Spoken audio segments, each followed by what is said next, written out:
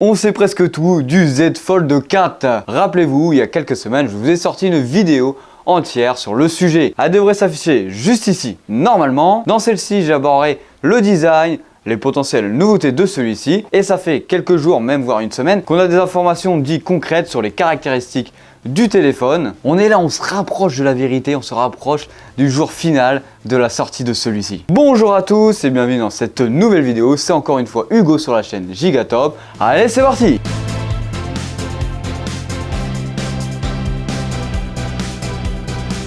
Avant d'aller plus loin, n'hésite pas à t'abonner, à liker, ça va aider la chaîne à monter plus haut et pourquoi pas me faire inviter par Samsung. Alors comme dit en introduction, on a les caractéristiques potentielles les plus véridiques sur celui-ci. Alors pour celui-ci en écran principal, quand je dis l'écran principal, c'est l'écran une fois ouvert. On serait sur un écran de 7,6 pouces AMOLED de 120 Hz. Pour l'écran, quand celui-ci est fermé, on est sur du 6,2 pouces 120 Hz HD. Et qu'est-ce qu'il embarque ce petit bestiau? On n'est pas sur un Snapdragon 888 comme sur le Z Fold 3. Sur celui-ci, on serait sur le dernier du nom de chez Qualcomm, le Snapdragon 8 Gen 1. On aurait deux versions potentielles comme le Z Fold 3, c'est-à-dire une version avec 12 Go de RAM et une autre version avec 16 Go de RAM de mémoire vive. Adossé à cela, on aurait entre 252 Go de stockage et une autre version de 512 Go de stockage. Il y a même des rumeurs comme quoi on aurait une version d'1 Tera, mais ça reste encore à voir. Alors au niveau de la photo en façade, on est sur quoi? L'année dernière, on était sur 3 appareils photo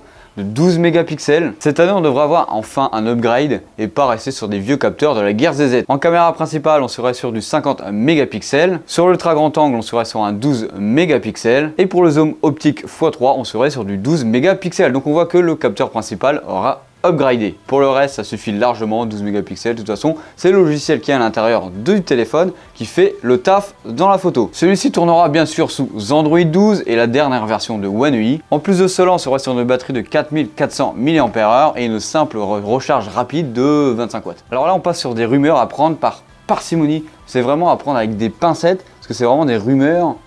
Allez, pourquoi pas. On aurait potentiellement deux lecteurs d'empreintes digitales. Un à l'avant quand le téléphone est fermé et un autre quand le téléphone est ouvert. Sur le Z Fold 3, il est sur la tranche. Mais sur le Z Fold 4, ce serait potentiellement sous l'écran. Ça peut en arranger certains. Personnellement, pourquoi pas? Parce que je suis quand même pas très fan de la technologie de l'empreinte digitale sous l'écran. Alors dans ma dernière vidéo, je vous ai dit qu'il y avait une rumeur comme quoi le S Pen pouvait être intégré dans celui-ci. Il y a une autre rumeur qui se répand actuellement, c'est le fait que le S Pen ne soit pas intégré dans celui-ci, mais plutôt collé, par exemple sur la charnière. À l'image par exemple de l'ordinateur Huawei MateBook E, ou par exemple de la dernière tablette de chez Samsung, on aura le S Pen directement collé à celui-ci. Alors maintenant passons sur la date de lancement, la date de présentation de ces téléphones. Alors encore une fois, ces infos sont à prendre avec des petites pincettes parce que on sait jamais, Samsung peut changer du jour au lendemain ou l'informateur auquel j'ai recueilli cette information s'est peut-être trompé. On aurait une présentation au 10 août. Là vous allez me dire ok Hugo c'est bien mais ça reprend à peu près la même date que l'année dernière. Bah oui parce que